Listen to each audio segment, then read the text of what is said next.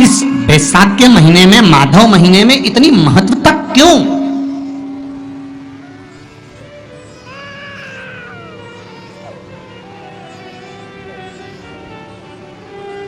बैसाख के महीने में पड़ने वाली एकादशी, चतुर्थी, प्रदोष, अमावस्या, पूर्णिमा, शिवरात्रि, ये सभी इतनी महत्वपूर्ण क्यों हो जाती है?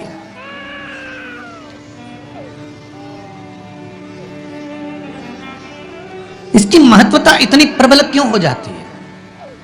किस लिए? क्योंकि बैसाख का जो महीना पड़ता है, सूर्य की संपूर्ण तपन, सूर्य देव अपने पूर्ण तेज के साथ में, पूर्ण तेज के साथ में मृत्यु लोक के निवासियों पर, चाहे जलचर हो, थलचर हो, वायुचर हो, चाहे जो जीव हैं, उस पर जब किरण फेंकते हैं तो संसार का जो मनुष्य है उस पर जब ताप पड़ता है तो ताप पड़ने के कारण उसके मुख से भगवान का नाम निकल ही जाता है, स्मरण नाम निकल ही जाता है। जब उसके मुख से भगवान का नाम निकलता है तो वो भगवान की शरणागति खुद ग्रहण कर लेता है स्वयं।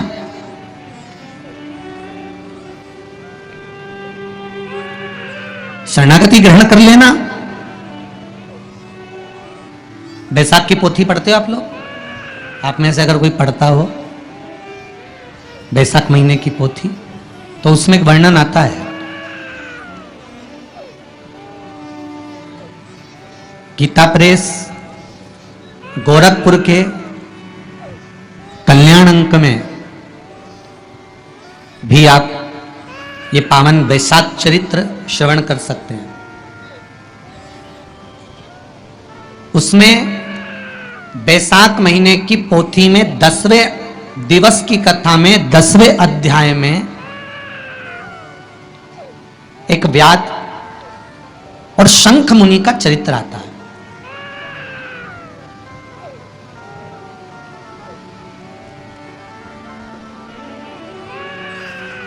शंख मुनि एक बार निकलकर भगवान शंकर के मंदिर में जल समर्पित करने के लिए जा रहे थे और शिव मंदिर की ओर जाते जाते जाते जाते जाते जाते बीच मार्ग में चलते चलते चलते चलते और शंख मुनि जब शिव के मंदिर में पहुंचे, शंकर भगवान के मंदिर में जाकर उन्हें दर्शन किया,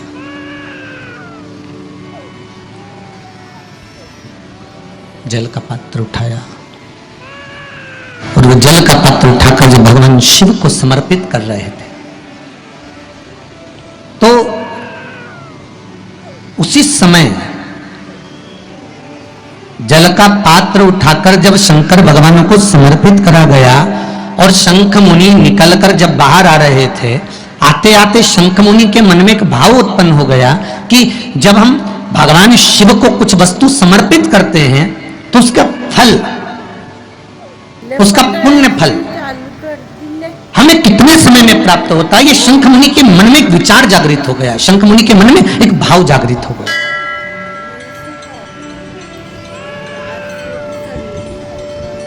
कई माताएं पशुपति व्रत करती हैं,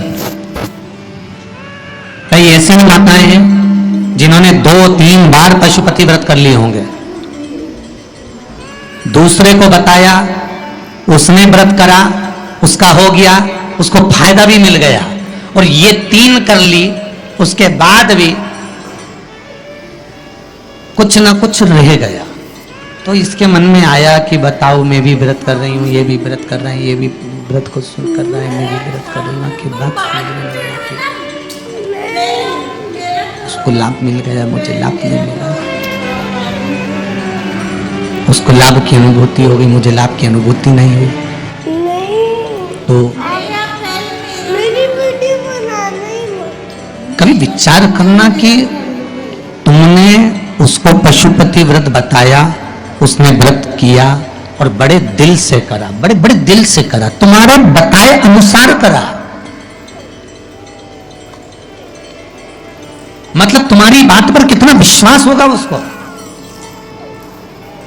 तुम्हारी बात पर कितना भरोसा होगा उसको, और तुम्हारे बताए अनुसार उसने पशुपति व्रत कर लिया और उसका काम हो गया, और तुम 2 बार 3 बार 4 बार 5 बार कर चुकी, तो भी नहीं हुआ, तो उसका कारण क्या हो सकता है? उसका एक कारण है, तुम्हारी बात पर उसने विश्वास कर लिया, पर तुम अभी विश्वास पूर्ण रूप से कर नहीं पाई हो। तुमने ये सोचा है कि दुनिया कर रही है तो अपन भी कर लो। एक बार महाराज ने बोला है कर लो, देखा जाए। पर तुम्हारे भक्त में वो जागृत, तुम्हारे पास में वो जागृतता, तुम्हारे पास में वो बल, तुम्हारे पास में वो देख, तुम्हारे पास में वो बल प्राप्त नहीं हुआ, वो विश्वास जागृत नहीं हुआ। यदि तुम्हारे पास वो विश्वास जागृत हो जाता, वो बल जागृत हो जाता, तो तुमने जब पशुपति व्रत करा उसका फल तुमको मिल जाता। अगर विश्वास जागृत होता तो फल मिल जाता।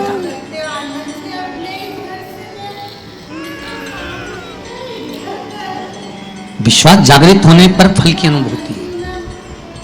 सत्कर्म आप कर रहे हैं, थोड़ा सा अच्छा कार्य आप कर रहे हैं, भगवत भजन आप कर रहे हैं, कीर्तन आप कर रहे हैं, मंत्र जाप आप कर रहे हैं, स्मरण आप कर रहे हैं, नाम जाप यदि आप कर रहे हैं, तो वो लोभ से पवित्र होना चाहिए, बहुत दूर।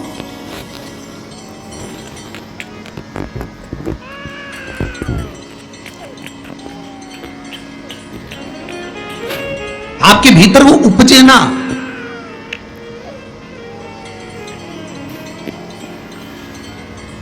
फिर चाहे दुनिया के लोग कितना भी कहे ना, वो एक बेल बेचारा किसान का एक बेल कुएं में गिर गया। अब कुएं में गिर गया तो किसान का बेल जब कुएं में गिरा तो ये देखा कि कुएं में से बेल को निकालना है। खूब मेहनत करी किसान ने बेल को निकालने की, पर वो बेल निकल नहीं रहा था। बहुत बहुत बहुत बहुत मेहनत करने के बाद भी वो बेल नहीं निकला। बहुत अथक प्रयास करा गया पर बेल नहीं निकला। तब किसान ने फिर कहीं मशीन वाले से कहा होगा कि इस बेल को निकालना है। मशीन वाले ने कहा 25,000 रुपये लग जाएंगे, 20,000 रुपये लग जाएंगे। तो उसने सोचा 20,000 25,000 लग जाएगा तो उससे अच्छा है कि इसको पड़े ही रहने दो। बेल किसी काम का तो था नहीं, बूढ़ा हो गया था। अगर बेल बूढ़ा हो गया है तो इसी कुएं में पड़े रहने दो, मर जाएगा। इसी कुआं भी सूख गया है, इसमें कोई दिक्कत वाली बात नहीं, अपन कचरा पटकते जाएंगे, बेल को वहीं की वहीं दबा देंगे। गांव के लोगों से कह दिया मेरा बेल कुएं में गिर गया है और ये बूढ़ा हो गया था। एक काम करो, तुम्हारे गांव का जितना भी कचरा है ना, घर वाले वो सब लाकर इसमें डालते हैं ना, बेल मर जाएगा, धीरे धीरे उस पे मिट्टी डल जाएगी। गांव के लोगों ने कचरा लाकर डालना चालू करा। जैसे जैसे बेल के पास में कचरा पटकना प्रारंभ करा, बेल भी समझदार था। इधर कचरा पटकते तो इधर पांव रखकर खड़ा हो जाता, इधर पटकते तो इधर पांव रखकर खड़ा हो जाता। धीरे धीरे पूरा कुआं भराते चले गया और बेल कचरे पर पांव रखते रखते रखते रखते रखते रखते बाहर आ गया।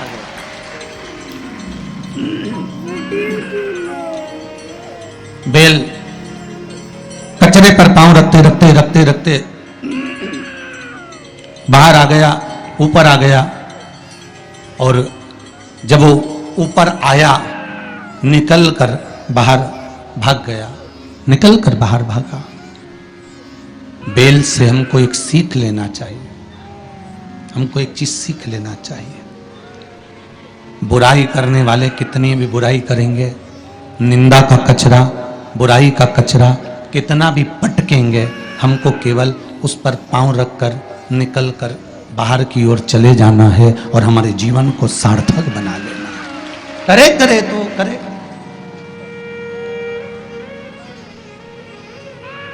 अब शब्द कहने वाला कहता रहे, ताने देने वाला देता रहे, गाली देने वाला देता रहे।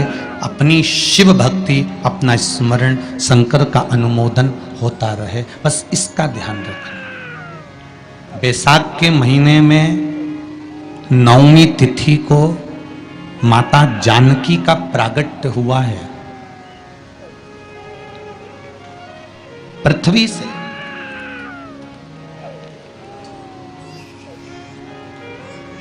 कभी एक विचार करिएगा कि नरसिंह अवतार बैसाख के महीने में हुआ, कुर्मा अवतार बैसाख के महीने में हुआ, हयग्रीव अवतार बैसाख के महीने में हुआ, परशुराम अवतार बैसाख के महीने में हुआ, माता जानकी का अवतार बैसाख के महीने में हुआ। आखिर बैसाख के महीने में, माधव महीने में इतनी महत्वता क्यों?